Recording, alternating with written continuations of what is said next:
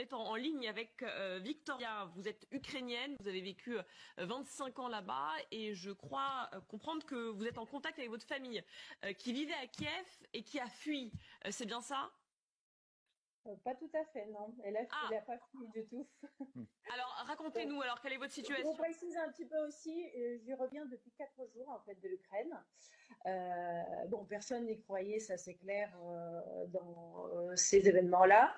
Alors, pour narrer un petit peu, parce qu'on dit un petit peu beaucoup de choses, exode, ceci, cela, pour narrer un petit peu le problème qui nous concerne, c'est que le conflit dure depuis 2014, ça on le sait. Il s'agit quand même de la population ukrainienne qui est martyrisée au quotidien, 2 millions de personnes, voilà. Que les problèmes de chauffage, c'est l'hiver, sont difficiles, le salaire moyen, voilà, vous m'entendez? Oui, très bien. Voilà. Pour se chauffer actuellement dans ces mois d'hiver, c'est plus de moitié que les ménages doivent consacrer à ça. Donc la vie est très très compliquée. Donc je vois pas qu'est-ce qu'on défend. Le président et le gouvernement fantoche là actuellement, que je trouve fantoche, et pas du tout celui que Poutine soi-disant va mettre. Vous parlez là de emporté contre tout ce qu'on entend là actuellement, les pauvres Ukrainiens, mais les pauvres Ukrainiens, ils y sont, avec ces gouvernements successifs, avec cette misère, avec cette économie délabrée. Elle parle de Zelensky. Oui, mais vous parlez de Zelensky, vous parlez de qui? Vous parlez des... De Zelensky, oui. Oui. Donc vous, Ukrainienne, vous considérez que Zelensky, le chef d'État dûment élu d'Ukraine, est à la tête d'un gouvernement fantoche? Fantoche, d'une chose, et puis la deuxième chose, c'est une personne pas du tout démocratique. Il y a quand même 4 chaînes oppositionnistes qui étaient fermées. Il y a des journalistes qui sont tués. On décrit ça pour la Russie, mais ça se passe aussi en Ukraine. Il y a quand même 4 journalistes qui sont tués depuis quelques années. Il y a tas de choses qui se passent qu'on ne sait pas et qu'on ne dit pas. Oui. Donc ce que vous dites, vous, attendez, ça m'intéresse. Ce que vous dites, vous, ukrainienne vivant en France et qui revient régulièrement en Ukraine, c'est que finalement les Occidentaux ont une vision un peu idéalisée avec le méchant ours russe et la gentille démocratie ukrainienne. Vous dites que c'est pas si simple que ça. C'est pas si simple, c'est pas tout noir et tout blanc d'un côté ou de l'autre. C'est quand même les Russes qui ont attaqué. Je pense que monsieur de Cochon il a l'air quand même voir les choses avant d'avoir juste une chose.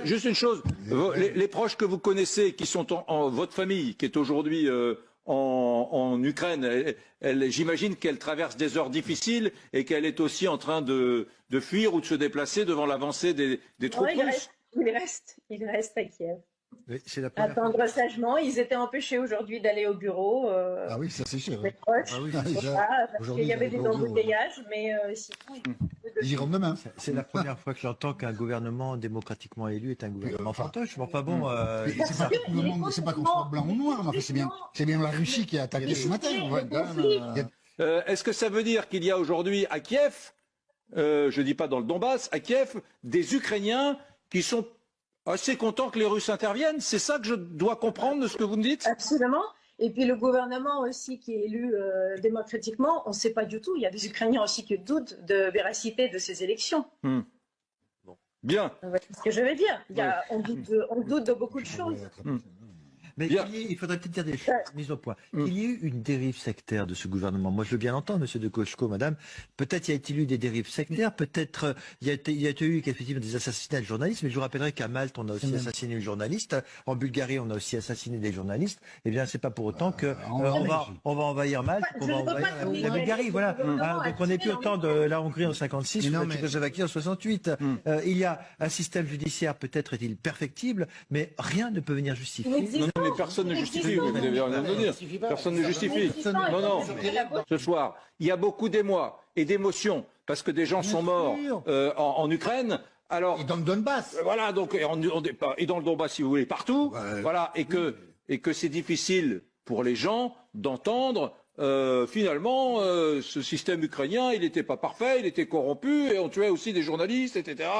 Sous-entendu, tant mieux. Donc, on ne voit pas devenir avec ce gouvernement-là actuel. en Ukraine, au niveau économique, au niveau on renverse le social, gouvernement, on prend un gouvernement démocratique. Oui. Enfin, là, oui, le truc, c'est qu'effectivement, comme dit Patrick Martin-Genier, si on n'est pas satisfait, on renverse le gouvernement par des biais d'élections, mais on n'a pas besoin d'une invasion russe pour changer les choses. Mais merci, Victoria. Bon général. En février 2014, contre un président général, élu. ouais. Rappelez-vous de ça quand même. Comment ? En février 2014, il y a eu un coup d'État contre un président élu.